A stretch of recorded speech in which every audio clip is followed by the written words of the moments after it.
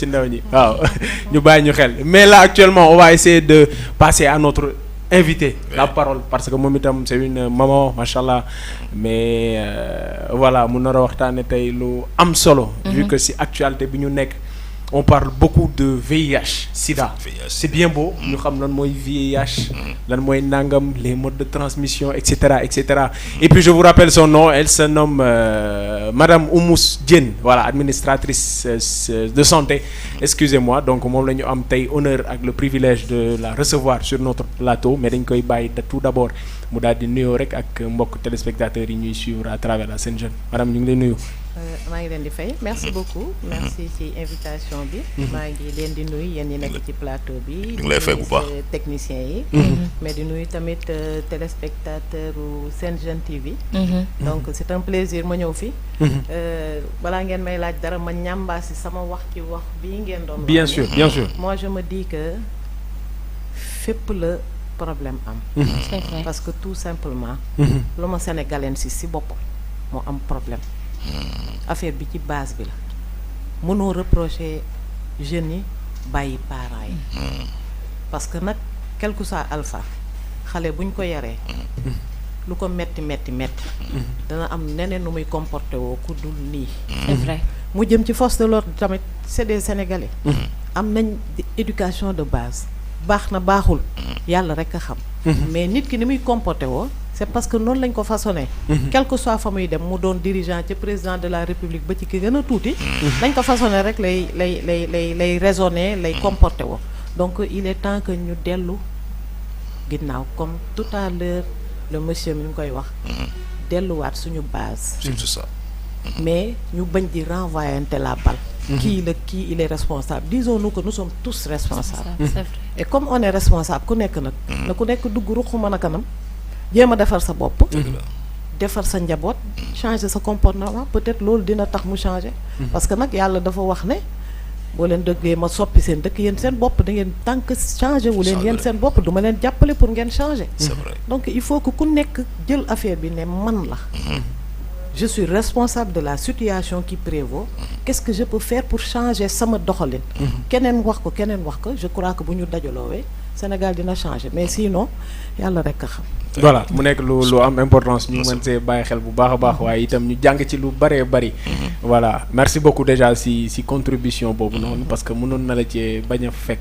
waaw ñëw rek ni liñ la invité loolu ngay wax waaye macha allah ñu daal di waxtaane tey VIH sida donc virus de l'immunodéficience humaine mu nekk lu am solo. baax na ñu xam lan mooy VIH d'autant plus que dafa marqué suñu ay actualité semaine bi yëpp. VIH comme ni nga ko waxee virus V bi virus. virus dafa am en matière de santé ñeenti germes ñooy joxe feebar. ñooy joxe infection. d'accord virus la. bactérie la. champignon la parasite la. ñett yi mën nañ leen faj ci biir yaram c'est-à-dire quand on a une infection bactérienne. ngay jël antibiotique.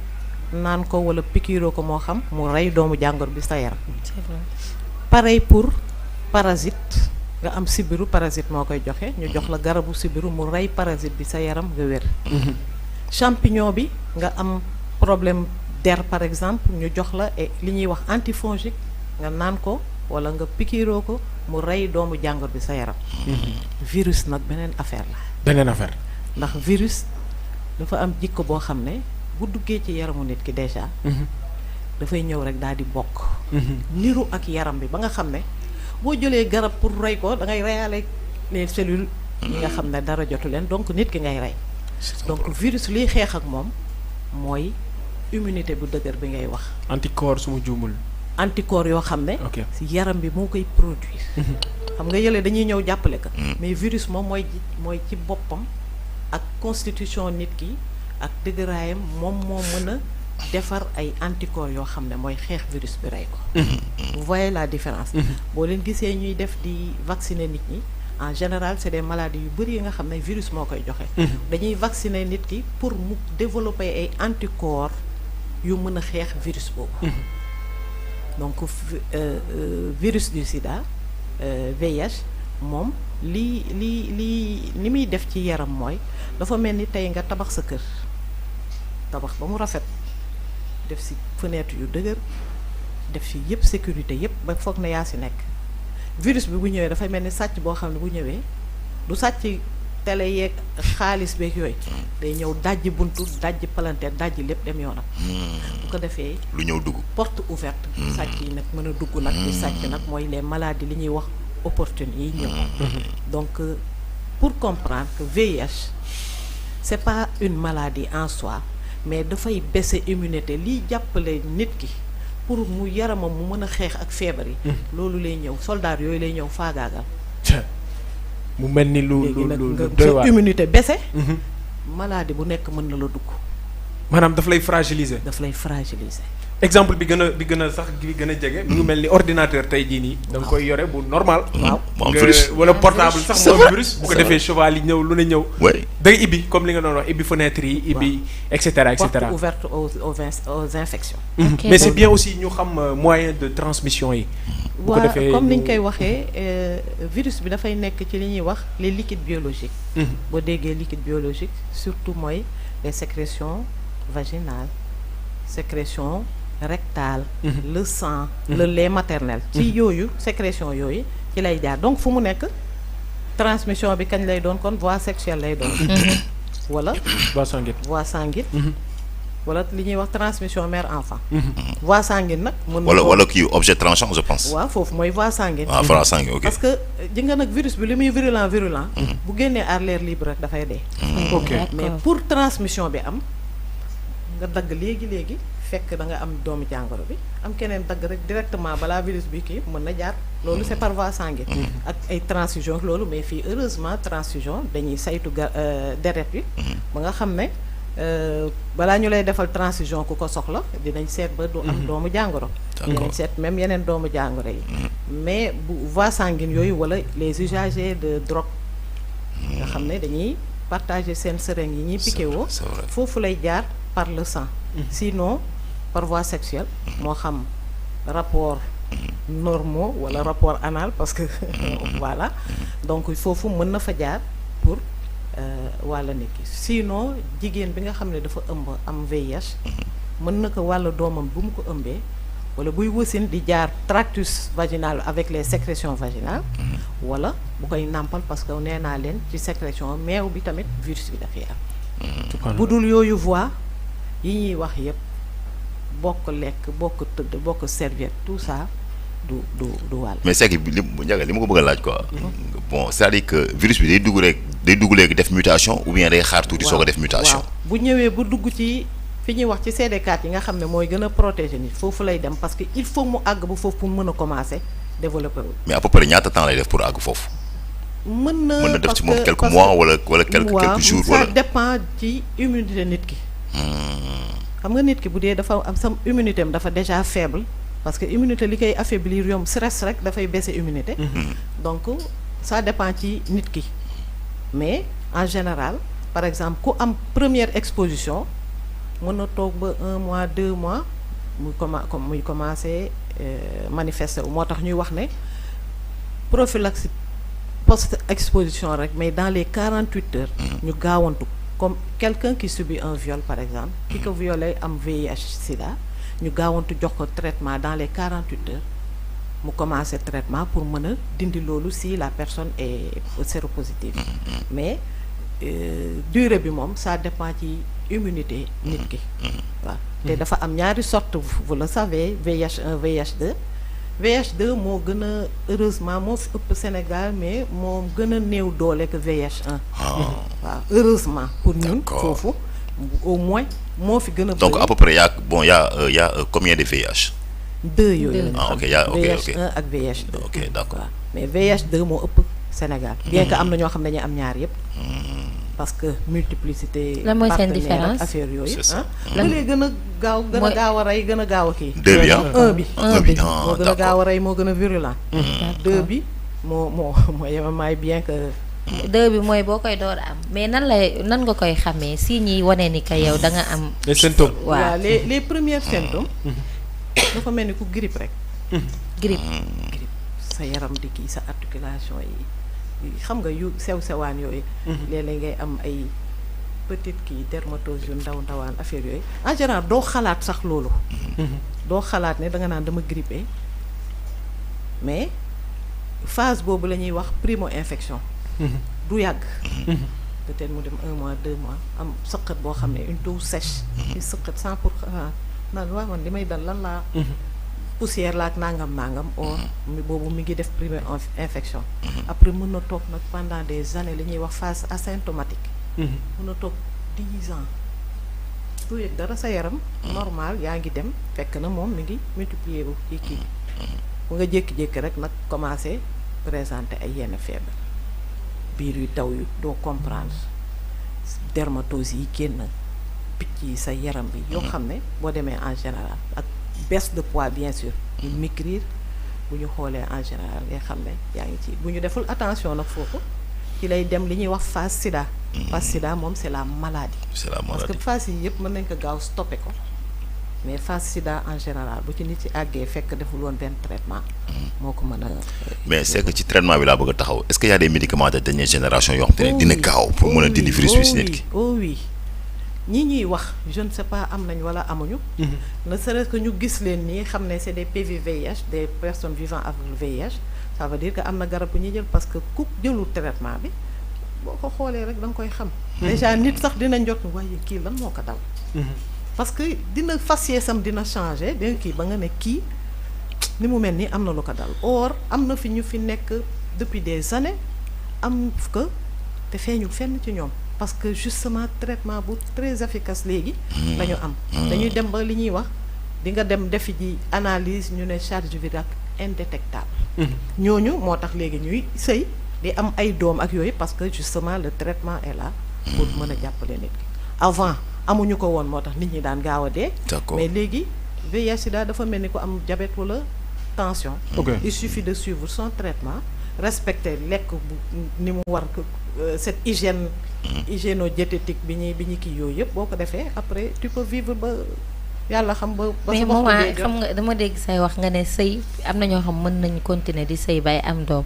mais est-ce que c'est normal que ni boo amee sida war nga am jabar bay am ay doom pourquoi pas nit nga nit bu am feebar rek la mais sa beneen moroomu nit bu am feebar ngay takk wala pas forcément am na ñoo xam ne dañuy doon des personnes vivant avec le VIH takk koo xam ne séronégatif la amul problème mais progrès bi ñuy def en médecine jigéen bu am doom bu ëmb quel que soit alpha sa premier contact dañ lay proposer parce que foofu forcé guñu ko mais dinañ la proposer ñu dépister la parce que nuñ ko gën a teel a dépister gën ko teel a jël en charge ngay ëpp chance de vie de survie ak sa doom te ëpp chance doo wàll sa doom parce que fi mu ne dañ daan wax prévention de la transmission mère-enfant mais léegi élimination de la transmission mère-enfant la ñuy wax parce que tout simplement y a le traitement boo ko teelee jël dañ lay jàppale pendant sa grossesse ba nga wasin après sa doom day jukki bu ñu ko defalee analyse nga gis ne dara du ko am y a beaucoup de succès ci loolu ci Sénégal beaucoup de succès man itam ma am lu may laaj parce que waxtu yi xaw nañu xoj voilà je pense que peut-être li duuf ci nag li rek du xaj ci cin li mais par rapport ak sensibilisation des jeunes est-ce que jeunes yi ñu ngi leen di sensibiliser comme par exemple ñu ci mel ni yéen les administratrices de santé ou administrateurs de santé yéen a ngi leen di sensibiliser li wareef bi gën daal je veux dire mais aussi ban population moo gën a exposé wu ci virus boobu yaa ko wax di wax les jeunes malheureusement on voit que les jeunes sont de plus en plus exposés wax ngeen fi sànq di tudd xale yi parce que tout simplement yéen a ngi koy wax sànq avec l'appât du gain naka lañ koy waxee vulnérabilité bi ñu am ci koom parce que on est un pays pauvre les familles démunies bëri na donc koo xam ne dafa bëgg toppatoo yaayam tekki te amuloo métier amuloo liggéey am na ñoo xam ne ils vont s'adonner à yéen a ma gën a xam li fi xew ci dëkk bi la prostitution est là l'homosexualité est là malheureusement te gis nañ par exemple ici à Pikine 55 jeunes sont suivis quand on dit jeunes c'est de 15 à 24 ans donc le sida mi ngi rajeunir et surtout avec li ñuy wax les populations clés ñoo gën a touché c'est les gens qui ont une sexualité entre hommes par exemple wala entre femmes. ñooñu ñoo gën a la gën a touché. Donc dans nos travaux de sensibilisation heureusement que structure de santé yi fi nekk yépp à Pikine am nañ des relais yi ñuy tuddee ado jeunes ñi nga xam ne dañuy wax ak leur père éducateur ñun dañ leen di former pour ñuy am les messages qu'on doit véhiculer auprès de leur père. Pour ñu def attention ci yooyu donc il y a beaucoup d'activités de sensibilisation yi ñuy def auprès des jeunes. Auprès de la population en général mais surtout auprès des jeunes pour inciter leen ñu jël les mesures qu'il faut c'est-à-dire abstinence protection koo xam ne am nga une vie sexuelle active mënuñu la tere kii on te propose d'utiliser des préservatifs par exemple. Pour éviter non seulement le VIH/SIDA mais les IST. Donc loolu lañ ci mën a def fi mu ne et puis ñi ngi ciy dugal léegi même les prêtres les imams ak yooyu en tout cas toute la communauté ñu dugg ci sensibilisation la. et puis avec dépistage yooyu noonu par exemple. lu am solo la dépistage. tey jii nii comment ça se passe dépistage yi bu ko defee ñu daal di tënk rek. c'est volontaire. ku ñëw amul problème ñu dépister la y a des équipes où exactement au niveau des structures de santé.